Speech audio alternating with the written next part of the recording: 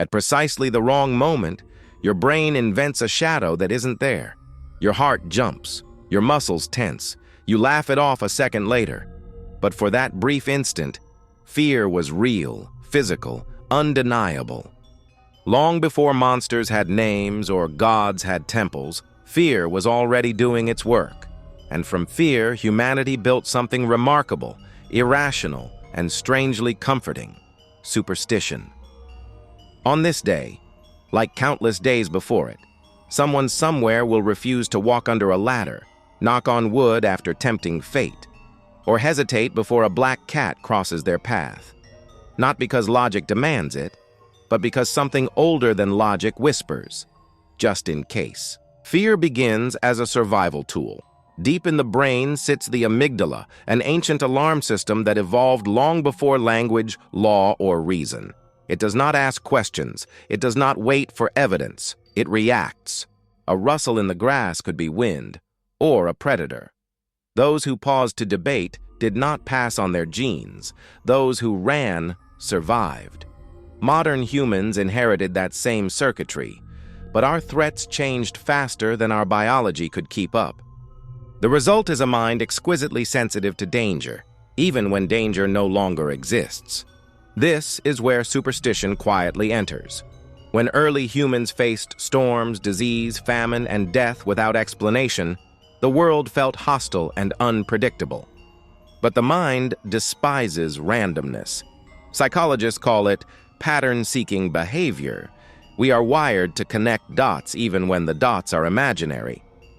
If a hunter wore a certain charm and returned safely, the charm gained power. If a village performed a ritual and the rains came, the ritual became sacred. Correlation quietly masqueraded as causation. Fear gave superstition its first foothold. Control gave it roots. One of the most revealing examples comes from the world of sports, a place ruled by statistics, training, and science. And yet, elite athletes are famously superstitious. Tennis players bounce balls a precise number of times. Footballers refuse to wash lucky socks. Baseball players develop rituals so rigid they resemble religious rites. Studies show these behaviors don't improve physical performance, but they do reduce anxiety. When uncertainty is high, superstition fills the gap with the illusion of control, and the brain, relieved of stress, often performs better anyway. In other words, superstition doesn't change reality. It changes how we face it. History is filled with moments where fear and superstition became inseparable from power. In ancient Rome, entire military campaigns were delayed because sacred chickens refused to eat, an omen interpreted as divine disapproval. During the Middle Ages, unexplained illness led to witch hunts that destroyed thousands of lives. The fear was real, the cause was not. When answers were absent, belief stepped in, and sometimes it demanded blood. Yet superstition is not always dark. Sometimes it is almost playful. Saying "bless you" after a sneeze dates back to the belief that sneezing expelled the soul or invited evil spirits inside. The phrase survived long after the belief faded. The fear vanished, but the ritual remained. Fossilized behavior passed down through habit rather than belief. Psychologists refer to this as cultural inheritance. Superstitions often outlive the dangers that created them. The human mind clings to them not because they are true, but because they are familiar. Familiarity feels safe, and safety feels good. What makes fear especially persuasive is how easily it spreads. Fear is contagious. When one person panics, others follow.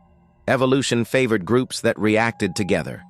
Today, that same mechanism fuels mass hysteria, moral panics, and viral myths. A rumor repeated often enough gains emotional weight. The brain mistakes repetition for truth. This is why even highly educated individuals can hold superstitious beliefs while fully understanding they make no sense. Knowledge does not erase fear, it negotiates with it. There is also comfort hidden in superstition. In moments of grief, uncertainty, or loss, belief offers meaning where randomness would be unbearable. To say a loved one's death was meant to be hurts less than accepting it was meaningless. Superstition transforms chaos into narrative, and humans are storytellers before we are scientists. Even fear itself can be addictive. Horror films, ghost stories, urban legends, these allow us to experience danger in controlled doses. The brain releases adrenaline, then rewards us with relief when the threat passes. Superstition thrives in that space between dread and delight, where fear becomes entertainment rather than survival. On this day, as on every day before it, fear will quietly guide decisions we insist are rational. We will avoid certain numbers. We will hesitate before tempting fate. We will follow rituals whose origins we no longer remember, not because we are foolish, but because we are human. Fear built superstition. Superstition shaped culture. And culture still whispers to the brain that first learned to run from shadows. The modern world may be lit by science, but it is still haunted by instincts millions of years old. And the most unsettling truth of all is this: even when we know better, fear doesn't need permission to be believed. For more insightful videos, like and subscribe to On This Day.